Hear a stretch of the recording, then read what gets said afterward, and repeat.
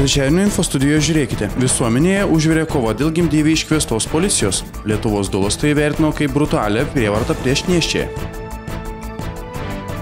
Šiauliuose viešėję užsienio ekspertai vertino universiteto humanitarinius mokslus. Vagims nėra nieko švento, gviešiasi net bažnyčios turto Kuršėnuose. Labas vakaras. Eteryje trečiadienio info studija. Kviečiame žiūrėti.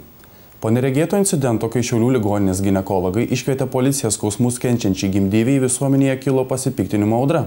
Daug galoti pareigūnai gimdyvę laikė, kol gimė vaikelis. Ne tik laikė, bet ir filmavo.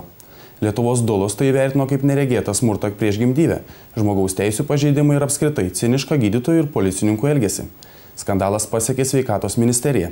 Medikai ir toliau aiškina, kad policija gimdyvei buvo kviesta esant būtinybei, o dulos tai vertina kaip visišką gydytojų nužmogėjimą ir patyčias. Po šalyje negirdėto incidento, kai Šiauliuose gimdančiai moteriai buvo iškviesta policija, kad pareigūnai štai kaip matyti nuotraukoje palaikytų gimdyvę, kol užgims kūdikis, Lietuvos dulos, kitaip pribuvėjos, išplatino pasipiktinimo laišką, kuriame griežtai pasisakoma prieš smurtą ir moters pažeminimą. Nevienareikšmiškai, nes aš manau, kad vertinant privačiai žmogaus masteliu, tai yra baisus įvykis, kai yra elgiamasi neetiškai, pažeidžiama žmogaus teisės, nepaisoma viešumo kažkokių etikos standartų, kai yra filmuojama gimdanti moteris svetimų vyrų pareigūnų. Į laišką reagavo ir Šiaulių moters ir vaiko klinika. Tai yra gera idėja, bet laiško turinys mažumėlę nustebino. Visų pirma, smurto nebuvo. Tai buvo veiksmai siekiant išgelbėti begimstantį naujagimį. Gimdymo namai vėl teisinasi, kad policija kvietė, nes gimdyvė buvo agresyvi. Agresija nukreipta prieš personalą, agresija nukreipta į savo kūną, į savo gimstantį vaiką. Tai nėra norma, tai nėra eilinė situacija ir mes turime veikti. Ir tai yra susijęs su tuo, kaip yra stengiamasi dirbti. Jeigu tu dirbi 24 valandas per parą ir tas kartojasi, tai yra nuolatinis tavo darbas, suprantama, kad tu ieškai, kaip tau tą darbą pasidaryti kuo paprastesnį. Ir galbūt kažkurio metu ateina, kad perlipi tą ribą, kad nelabai paisai to žmogaus, kuriam tai yra esminis gyvenimo įvykis, labiau paisai savęs, ar ne? Čia įsiliepsnoja ginčas, kas teisus. Skausmų kamuojama moteris, savo pareigą atliekantis medikai ar žmogiškumas. Problema ne padėties ir ne vietos pasirinkimas. Jinai gali gimdyti ant grindų, jinai gali gimdyti vonioj, gali gimdyti stovėdama, klupėdama. Tai nėra problema. Problema yra tai, kad mes turime situaciją, kada mes jau privalom gelbėti gyvybę. Vat kas yra problema, bet ne tai, kad pacientas nenori gimdyti lovoje. Vienintelis dalykas, ji nedarė to, ko norėjome mes, kad mes galėtume sekti jos vaisiaus būklę. Čia yra labai daug apie mūsų pasaulėžiūrą. Ar mes į moterį žiūrim kaip į žmogų, ar žiūrim kaip į konteinerį pernešantį naują gyvybę. Tai labai grubiai skamba, bet pagrindas yra toksai. Policija gimdyvį iškvietęs gydytojas sako, kad pareigūnų šaukėsi, kai įkalbinėjimai nepadėjo. Nieko aš negaliu pasakyti. Tiesiog tai buvo, mes pasitelkėm visas įmanomas priemonės. Aš manau, kad ir mūsų kolektyvas 10 žmonių toks tada buvo. Elgėmės teisingai, mes tą problemą išsprendėm.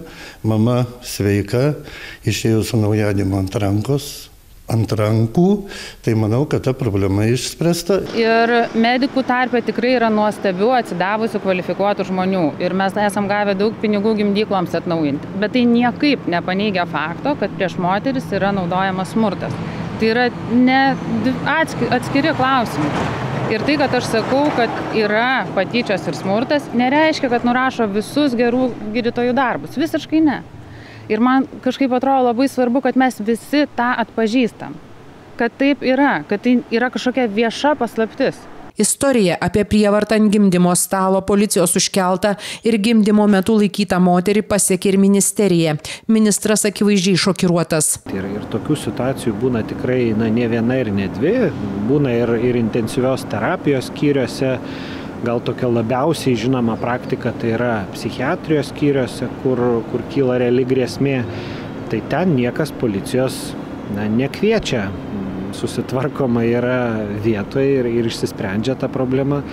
Kodėl šiauliečiam kilo būtinybė kviestis būtent policijos pareigūnus, man iš tikrųjų būtų labai sudėtinga pasakyti. Ar kviesit kitais panašiais atvejais policiją, ar galbūt įdarbinsit sanitaro kažkokį etatą ar apsaugos budinčio? Sanitaro mes neturim. Pas mus gimdyklui dirba moteris, kurios iš tikrųjų yra silpnos moteris. Apsaugos ligoniniai mes neturim. Tai jeigu kils grėsmė mūsų sveikatai, arba vėl kils grėsmė moters gyvybei, sveikatai, ir mes matysim, kad mes pasitelkę teisinės priemonės galim tai sustabdyti, o jūs siūlot kitokias išeitas. Be abejo kviesim, vienareikšmiškai. Yra ir sudėtingesnių situacijų, kur medikai su pagalbiniu personalu išsisprendžia. Čia gal yra labiau, pasakykime, gal nepasiruošę žmonės yra tiesiog tokiem atvejam. Ir šitas atvejis turėtų matyti paskatinti ligoninę personalą apmokyti, kaip elgtis tokiose situacijose, kaip vis tik tai elgtis su pacientu, kurio gyvybei kyla grėsmė, arba šiuo atveju matyti vaikui kilo grėsmė ir jau nesugalvojo jokio kito būdo. Tai aš manau, kad juos galima rasti, bet tai yra personalo apmokymo klausimai. Gydytoja aiškina, kad gimdyvės atvykusios gimdyti turi žinoti savo pareigas. Pacientai turi tik tai teisės, medikam liko tik pareigos. Bet reikia neužmiršti ir pasakyti dar turbūt pacientam, kad jie pasirašydami vidaus taisyklės, kurias jie pasirašo, kartu tiesiog įsipareigoja ir klausyti mūsų personalo nurodymų, patarimų. Lietuvos Dulų kitaip pribuvėjo atstovė sako, kad ši istorija, kai gimdančią moterį laikė ir net filmavo policijos pareigūnai, parodo seną problemą. Gimdyvėms tenka iškęsti pažeminimą, tik reta drįsta apie tai prabilti. Šitas įvykis leidžia pamatyti tai, kas vyksta už uždarų durų gimdyklose. Ir vyksta labai nefaina apie tai šnekėti, nes tai yra didžiulė, skausminga problema, bet ji vyksta masiškai. Patyčios, smurtas emocinis ir fizinis, jisai vyksta gimdyklose. Ir dabar, žinot, kaip pas mus yra šnekėti, kai esi auka. Yra sunku, dėl to, kad mes smerkiam moteris, kurios buvo išprievartautos, mes manom, kad vaikai yra kalti, jeigu juos muša tėvai, ir mes dažnai ieškom, kuo galima būtų pateisinti smurtą prieš gimdančią moterį. Policijos pareigūnų iškvietimą į gimdymo kambarį ministras vertina kaip akibrokštą. Jo manymu, lazda buvo gerokai perlenkta, kai patrulių paprašyta ant gimdymo stalo užkelti ir net laikyti gimdyvę. Kad tikrai aš nemanau, kad čia būtų geras sprendimas laikyti kažkokią jėgos struktūrą ligoninėje, kuri tokiu būdu spręstų problemas. Tai ar jie būtų baltais, ar kažkokios kitos spalvos chalatais, manau, kad čia yra nesprendimas. Apsauga ligoninėje yra reikalinga dėl kitų priežasčių. Medikai ypatingai priėmimo skyriuose susiduria šiaip su agresyviais pacientais ir kartais būna grėsmingų situacijų, kada ir policija gali nespėti atvažiuoti, tai apsaugos ligoninėje reikia, bet tai nereiškia, kad ta apsauga turėtų dalyvauti pacientų gydyme, gimdyme ir panašiai. Aš dar kartelį pabrėžiu, iš tikrųjų labai naudodamasi progą, mes nesam priešai, mes esam vienoj barikadų pusėj. Mūsų tikslas yra bendras. Sveikas naujagimis, sveika mama ir gimdymas, kuris palieka gražius atsiminimus. Dirbkim vienu tikslu. Prievartos prieš gimdančią moterį tikrai neturėtų būti ir paciento teisės ją irgi turėtų galioti. Ir už tai Šiaulių miesto meras apdovanojo policininkus. Nors tiesa, jie statutiniai pareigūnai vargu ar galėjo atsisakyti vykdyti iškvietimo sąlygą. Tai yra laikyti gimdyvę. Užsienio ekspertai ėmėsi vertinti Lietuvos mokslo veiklą. Iš viso bus įvertinta apie 30 šalies mokslo ir studijų institucijų. Šiandien pirmasis ekspertų vizitas surengtas Šiaulių universitete. Buvo vertinami humanitariniai mokslai.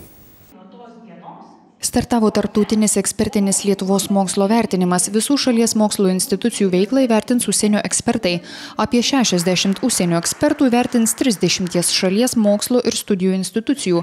Tarp jų 14 valstybinių universitetų, 3 nevalstybiniai universitetai, 13 mokslinių tyrimų institucijų. Šiandien 3 ekspertai viešėjo ir Šiaulių universitete. Jie vertino humanitarinius mokslus. Visi Lietuvos mokslo institutai ir universitetai yra vertinami vertinami dėl savo mokslo pažangos. Tai vyksta kas 5 metus ir šiemet yra tie metai, kuriais atvyksta ekspertai į visas mokslą vykdančias institucijas. Šiandien Šiaulių universitete turime ekspertus, kurie vertina humanitarinius mokslus ir mes tikrai džiaugiamės, kad turėjome jiem ką pasakyti ir pristatyti. Nes mūsų humanitarai turbūt gerai žinomi ne tik tai universitete, bet ir Šiaulių miesto apylinkėse ir turi įtakos pačios Lietuvos humanitarinių mokslų raidai. Taigi tikrai turėjome apie ką diskutuoti su ekspertais ir parodyti mūsų mokslininkų darbų pažangą. Nepaslaptis, kad Šiaulių universitetas jau kurį laiką vis traukėsi, per 4 metus gerokai sumažėjo studentų skaičius, tačiau tai esą didelės įtakos moksliniai veiklai neturi. Vienas ryškiausių pavyzdžių universiteto docento Juozo Pabrėžos išleista monografija apie žemaičių kalbą yra unikali visame pasaulyje. Mokslininkų darbo raida tik iš dalies yra susijusi su studentais. Mokslininkai dirba savo mokslinius tyrimus ne tik tai paskaitų metu, bet iš esmės tai yra darbas po paskaitų ir mes taip pat turime mokslininkų etatų universitete. O mūsų kasmetinis vertinimas, kurį atlieka Lietuvos mokslo taryba, tai tikrai rodo, kad Šiaulių universiteto humanitarai yra aktyvūs mokslininkai. Ypatingai didžiuojamės jų parengtomis monografijomis. Į Šiaulių šį kartą atvyko ekspertai iš Estijos, Suomijos ir Latvijos universitetų. Kadangi ekspertai iš kaimyninių šalių, jiems Lietuvos mokslo situacija puikiai žinoma. Užsienio ekspertai Šiaulių universitetą lankys dar ne kartą. Kitą savaitę jie vertins ekonomistų pažangą ir edukologijos mokslus, vėliau technologijos ir fizinius mokslus. Tarptautiniams ekspertams pateikiami universiteto geriausi 5 metų mokslo rezultatai. Jie bus reitinguojami 5 balų skalėje. Šiaulių universitetas aukščiausio įvertinimo tikisi edukologijos mokslų srityje. O pasak Švietimo ir mokslo ministerijos, tarptautinio ekspertinio mokslo vertinimo dėka bus galima pamatyti, kokią vietą Lietuvoje atliekami moksliniai tyrimai užima ir tarptautinėme kontekste. Aukšti vertinimai leistų kopti į dar aukštesnės tarptautinių reitingų vietas. Užsienio ekspertų tyrimo rezultatai turėtų paaiškėti spalio pabaigoje, lapkričio pradžioje. Kolegijos ir profesinės mokyklos nėra vertinamos. Pavojingų atliekų tvarkymo bendrovė Toksika pirmąjį šių metų pusmetį pademonstravo puikius veiklos rezultatus. Išaugo įmonės pelnas bei pajamos, sutvarkyta gerokai daugiau pavojingųjų atliekų nei tuo pačiu laikotarpiu pernai. Taršos rodikliai deginant pavojingas atliekas ne tik neviršijo, bet nepasiekė net pusės leistinos normos. Pavojingų atliekų tvarkymo bendrovė Toksika džiaugiasi pirmojo šių metų pusmečio veiklos rezultatais. Palyginus su praėjusiu metu tuo pačiu laikotarpiu ženkliai išaugo tiek sutvarkytų atliekų kiekis, tiek įmonės pajamos bei pelnas. Turėjome 1,6 milijonus apyvartos ir 200 000 pelno. Tai yra iš esmės atitinkam strateginius planus, šiek tiek viršijam ir atitinkam, sakykime, mūsų didžiojo akcininko Lietuvos valstybės keliamus reikalavimus kapitalo grąžai. Mes priėmėm virš 9 000 tonų pavojingų atliekų, iš kurių virš 5 000 tonų sudeginom šitame įrenginyje, kur yra šalia. Tai yra vieninteliam tokiame visame regione. Ir palaidojame pavojingų atliekų sąvartyne ir kitiems atliekų perdirbėjams perdavėm dar 3,5 tūkstančio tonų. Tai yra tikrai nemaži kiekiai. Su įmonės veikla susiję ekologiniai rodikliai taip pat pavyzdiniai. Per pirmąjį šių metų pusmetį pavojingųjų atliekų deginimo įrenginys ne tik neviršijo, bet nepasiekė net pusės leistinų išmetimų normų. Pasak bendrovės valdybos pirmininko, ekologiškas ir draugiškas aplinkai pavojingų atliekų sutvarkymas yra Toksikos prioritetas. Siekdama užtikrinti, kad pavojingų atliekų deginimo ir tvarkymo procesai vyksta saugiai, įmonė nuolat vykdo įvairius taršos tyrimus bei matavimus, o jų rezultatai viešai skelbiami ir prieinami visuomeniai. Turim tiesioginį ryšį su Šiaulių aplinkosaugos agentūra, kur jie mato mūsų išmetimus tiesiogiai internetu ir gali stebėti ir, sakykime, matyti, kaip vyksta visas procesas. Taip pat mes supažindinam visuomenę, mes įkeliam kiekvieną dieną į mūsų įmonės tinklapį visus deginimo parametrus praeitos dienos ir visuomenė gali matyti. Be to, Toksika nuolat stengiasi šviesti gyventojus apie pavojingas atliekas ir tinkamo jų sutvarkymo svarbą. Štai minint Lietuvos nepriklausomybės šimtmetį, bendrovė net inicijavo projektą šalies mokykloms, kurio metu iš įvairių ugdymo įstaigų surinko įspūdingą kiekį pavojingųjų atliekų. Priėmėm pasiūlymą darbuotojų, kad mes galime sutvarkyti 100 mokyklų pavojingas atliekas. Visą pavasarį rinkome paraiškas, surinkome daugiau kaip 100 ir mes sutvarkysime daugiau kaip 100. Ir jau nuo gegužės mėnesio pradėjom tvarkyti ir šiai dienai esame surinkę daugiau kaip 12 tonų pavojingų atliekų. Tai įvairiausios laboratorinės atliekos, elektronikos komponentai ir taip toliau. Be to, didelio susidomėjimo sulaukė Toksikos sumanymas rengti mokiniams ekskursijas bendrovėje, realiai pademonstruojant, kur ir kaip sutvarkomos pavojingos atliekos. Iš pradžių tokios ekskursijos siūlytos 10 mokyklų, tačiau jų jau surengta gerokai daugiau, apie 50, ir tai dar ne pabaiga. Toksika mielai žada priimti, parodyti ir papasakoti apie savo veiklą bei pavojingų atliekų tvarkymą visiems norintiems. Fotografijos muziejuje atidaryta kauniečio Giedriaus Lego fotografijų paroda Potėmis. Eksponuojama apie 100 darbų. Didžioji dalis praėjusio amžiaus pabaigoje sukurti darbai. Pasak autoriaus, avangardinėse fotografijose atsispindi to laikmečio simboliai. Darbai neprimena dokumentinės fotografijos, mat Legas mėgo eksperimentuoti ir vis ieškojo naujų kūrybos formų. Fotografijos muziejuje jau kurį laiką veikia Vito Luckaus fotografijos centro parengta kauniečio Giedriaus Lego fotografijų paroda Potėmis. Tačiau oficialiai paroda visuomeniai pristatyta tik dabar, sulaukus paties autoriaus apsilankimo. Parodoje Potėmis daugiausiai eksponuojami praėjusio amžiaus 90-10 dešimtmečiuose sukurti darbai. Pasak autoriaus, juose atsispindi to laikmečio simboliai. Legas buvo eksperimentatorius, mėgo improvizuoti ir eksperimentuoti laboratorijoje. Mėgo ne dokumentinę fotografiją, o vis ieškojo naujų kūrybos formų. Parodoje eksponuojama apie 100 autoriaus darbų. Giedrius Legas į kūrybą pasinėrė itin anksti, būdamas vos 17, prisidėjo prie Kauno jaunųjų fotografijos chuliganų, vėliau pakrikštytų plėšriųjų sekciją. Kaip menininkas Legas formavosi kūrybinės laisvės pritvinkusioje aplinkoje, kur avangardinės idėjos reiškėsi ne vien kompoziciniais sprendimais, technologiniais eksperimentais, bet veržėsi ir į turinį. Laikotarpis ir atrasti bendraminčiai kolegos padarė didelę įtaką fotografo pasaulėjautai.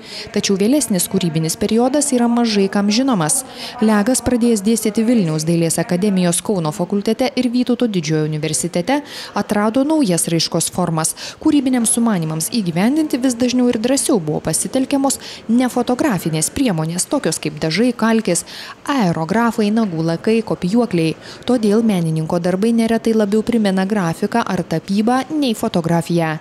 Parodose standartinių formatų atspaudus keičia eksponuojami fotonegatyvai ar masyvūs darbai ant techninės juostos. Legas yra Lietuvos fotomenininkų sąjungos narys. Menininkas yra surengęs asmeninių parodų Lietuvoje ir užsienyje. Jo darbai yra saugomi Lietuvos fotomenininkų sąjungos fotografijos fonde, Lietuvos dailės muziejuje, fotografijos muziejuje Šiauliuose, užsienio muziejų ir privačiose kolekcijose. Pernai Vito Luckaus fotografijos centras pristatė vieno iš plėšriųjų sekcijos atstovo Gintauto Stulgaičio kūrybą. Tad asmeninė Lego paroda ir šiuo metu rengiamas bei netrukus pasirodysiantis kūrybos albumas yra savotiška tąsa, prisimenant ir iškeliant avangardinės lietuvių fotografijos kūrėjus. Pasak muziejaus atstovų, norima atskleisti visuomeniai ne tik to laikmečio fotografijos grandus, bet ir supažindinti su pogrindyje kūrusiais fotografais. Paroda muziejuje veiks iki lapkričio 4 dienos.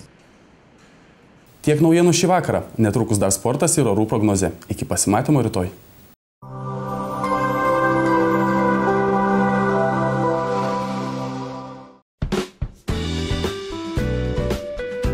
Uždaroji akcinė bendrovė Manukas parduoda krovininius automobilius, vilkikus ir puspriekabes. Teikia profesionalias autoservizo paslaugas. Parduoda vokiškos kokybės naujas ir naudotas atsarginės dalis visų markių vilkikams, sunkvežimiams ir puspriekabėms. Manukas. Svarbu žinoti, kur ieškoti. Uždaroji akcinė bendrovė Manukas išnuomoja daugiau nei 1,5 hektaro ploto aikštelę krovininio transporto laikymui, automobilių komisiniam pardavimui ar bet kokiai kitai veiklai vykdyti. Teritorija saugoma, aptverta tvora bei stebima vaizdo kameromis, įrengtas apšvietimas. Taip pat išnuomojamos administracinės patalpos biurams ar komerciniai veiklai. Įrengti kabinetai yra visos komunikacijos. Manukas. Svarbu žinoti, kur ieškoti.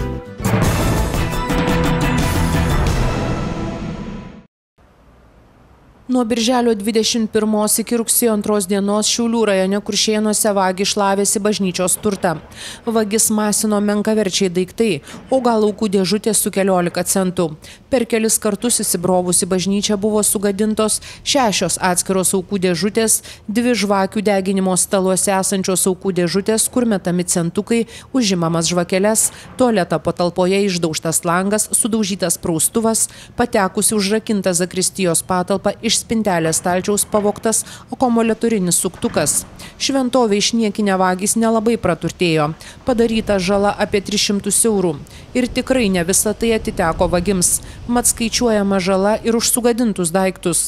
Dvasininkams kantrybė trūko, kai vagys į bažnyčią ėmė landžioti kone kasdien. Nuo birželio kentė vagių išpolius, į policiją dvasininkai kreipėsi tik vakar.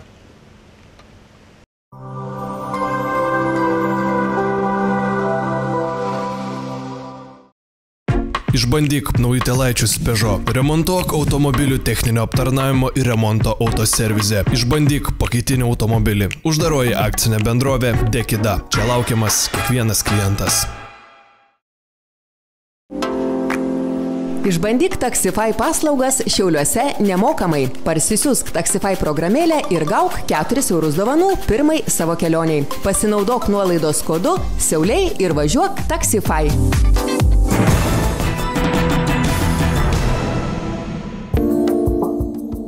Ketvirtadienį pasak sinoptikų oras išliks panašus. Artimiausią naktį bus debesuota, tačiau kritulių nenumatoma, termometrai rodys 12 laipsnių šilumos. Ketvirtadienio dieną dangus bus apniukęs, galimi nebent trumpi pragiedruliai. Lietaus sinoptikai nežada, vakarų krypties vėjas kiek susilpnės. Temperatūra dieną sieks apie 19 laipsnių šilumos.